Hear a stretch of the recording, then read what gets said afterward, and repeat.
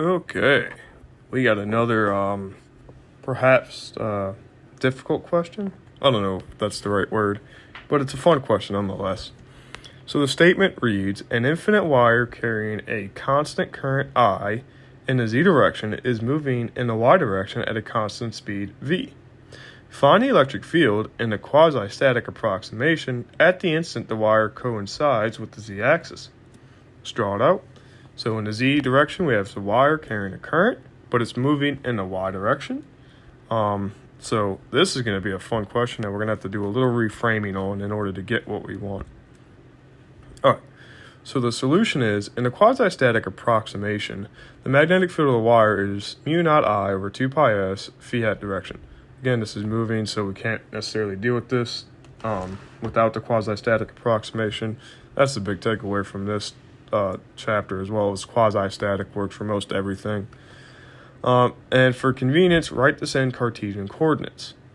All right, so phi hat is equal to negative sine theta, or not, excuse me, negative sine phi x hat plus cosine phi y hat.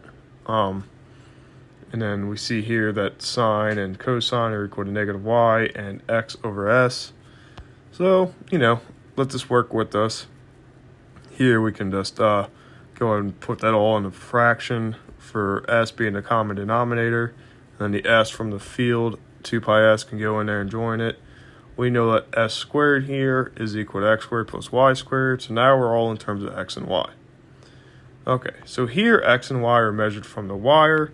This is not completely accurate for the physical system. We need to convert y to a dynamic variable, i.e. y is equal to y minus vt. Since we're moving y in the y direction with some velocity, our coordinate is dependent on the velocity and the time. Okay, and since we're assuming that we want to find it when y coincides with the z-axis, we're saying negative so to shift it to the left since it's incoming from the left to the right. Okay, if it was to the right, we would write positive and so on and so forth. So that's a train of thought there. So if we plug this in, now we can find the actual field that we're trying to look for with this situation. So b of x, y, z, and t is equal to mu naught I over 2 pi, and we put y minus v of t in for y, so this is negative y minus vt x hat plus x y hat, and then x squared plus y minus vt squared in the denominator. All right, so to find the electric field, all we have to do is use Faraday's law. And then we have the curl of E is equal to the negative partial with respect to time of B. So let's go ahead and take the partial with respect to time of the field that we just found. And here you see we definitely have a gross thing to deal with. The x hat, we're going to have a quotient rule, so be mindful that that's a thing. And then the y hat, we can try a quotient rule, but really, the first derivative of that just goes to 0 since it has nothing to do with t. The rest of this is just trying to simplify it. In red, you see that we have a v in every part of this, so we can factor it out, which is what we do. And then we're just trying to simplify everything down. For the x hat, we just drop the brackets on the first term. And what we're trying to do is see that we have a y minus vt squared from the first bracket, and then we absorb the minus sign, we take the minus sign from the v, put it into the vt minus y. Again, we do this just to switch the order, and then we see that we have 2y minus vt squared, and then the denominator stays the same, except now we have to square it, quotient rule, and then the y hat direction simplifies even easier. The negatives cancel, and we're just left with 2x, y minus vt. And then you see plus y minus vt minus 2y vt squared, and the x direction simplify just to one factor of that. So now we're left with that. All right, fair enough. But at time t equals 0, then we have y minus vt goes to y. Again, we set it up like that. So the curl of E is equal to x squared minus y squared over x squared plus y squared squared plus 2xy over xy squared squared. Okay, that's the x and y hat direction. We'll go ahead and factor out that denominator to make our lives pretty easy to deal with here soon. And so now that we have this curl and so forth, we can reconvert to cylindrical coordinates, which makes it easier. And just be careful that when doing that, plug in x and y accordingly. And then what we see here is that x hat is equal to a certain combination of s hat and phi hat. Same thing with y hat. So after we do that and we simplify it all down, we see that we can factor out a cosine on the s hat and a sine on the phi hat, which leaves us with the Pythagorean theorem of the cosine or sine squared, the sum of those, which go to 1, which is pretty clever. I mean, to work through this backwards is pretty clever. Okay, so nonetheless, what we see here is that the curl of E is equal to negative mu naught IV over 2 pi s squared cosine phi s hat plus sine phi hat. All right, cool enough.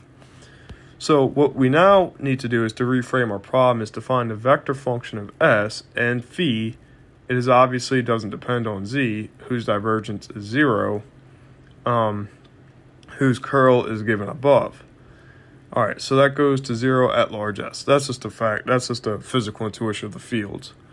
All right, so since we have the divergence here, we need the divergence of a curl is 0. Since the curl of an E field is given, we know that the divergence of a field, the E field, has to be 0. Okay, that's just vector calculus working. Again, no z dependent, so that's what this is about. Using these 4 equations, we can go ahead and solve for the field. Again, recall that in cylindrical coordinates, it's not just a straight plug and chug of the gradient operator or the del operator. You have to convert it since we converted coordinate systems. Okay, and since we have for the s hat direction for the curl, we know that it's a derivative with z, but since E is not a function of z, those components go to 0. Similarly, in the phi hat direction, go to 0. And what we see here is that the z hat curl direction is equal to this given, but since the z hat direction of the field is 0, we can set that equal to 0. And, set every component equal to each other. Now you have 4 equations to help you solve for this unknown. And, yeah, let's get to it. You see that from the first and last of these satisfies ES equal E phi equals 0. Okay, so you see that the divergence of E is actually equal to the curl of Z, just the curl of Z component. Curl of E and the Z component is a factored form of the divergence, almost, except the components switch. But clearly, if E of phi with respect to S is 0 and E of S with respect to phi, the difference there is equal to 0. Point is, these cross derivatives equal 0 allow us to show that ES equal E phi equals 0. That's what they're saying. And the middle 2 terms satisfy that EZ is equal to negative mu naught I over V 2 pi S sine phi. Okay, well, that makes sense because if we multiply over and we take the derivative and we take the integral with respect to phi of cosine phi, we end up with sine. That makes sense. And if we take the derivative with respect to phi or with respect to S, we get negative mu naught IV over 2 pi S. The negatives, again, negative 1. So, it all works out pretty easy there. And we see that EZ is equal to this. So evidently, the field of E, the electric field, is equal to negative mu naught IV over 2 pi S sine phi Z hat. Again, the curl of the E field gives us the S and phi components, which makes sense.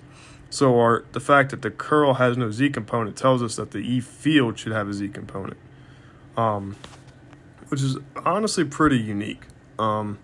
So let's keep working through that, and then the electric field and the magnetic field right along the wire. So, and most of the time, anytime you're dealing with a curl equation, you're going to have to break it up component-wise by this and use some kind of inspection to help you with this. It's not easy. It's definitely messy, but, it is doable.